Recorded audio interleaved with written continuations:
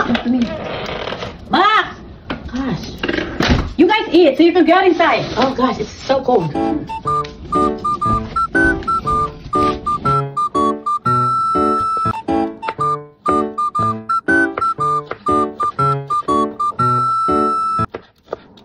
Ang paniguradong mangyayari nito, ang kapartner nito ay eggs.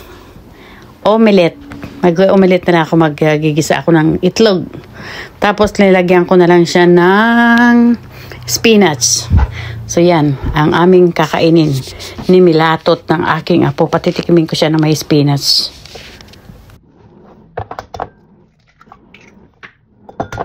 Don't you want me like I want you, baby? Don't you need me like you need me now? Patilapati, patilapati, patilapati. Patilapati, patilapati. Patilapati. So good. Are you eating tomato juice? This is not tomato juice, Yes, this is it vegetables. Strawberry, banana, all kind of fruits. Hey, what are you doing there? You're looking for a Roadhouse butter? We still have the Roadhouse butter, but we don't have the bread. We should have buy bread, no? So we can eat the butter. What's that? Why you didn't put it in the glass? It's apple juice. It's healthy for you too. You squeeze apple in it. Mila, the fridge is open. This is a healthy one. Tomato, onion, spinach, and cheese. Will it make you feel better? It's healthy.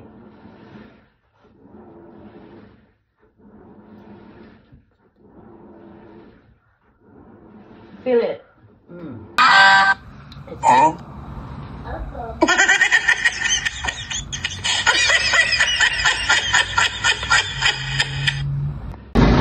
Nakalipas ang 4 na oras. Ito na naman oras na naman para mananghalian. At mga tira-tira na lang ang kakainin. It's not soup. You suck later in the butt. It's not soup. It's So you will eat first because I'm hungry, okay?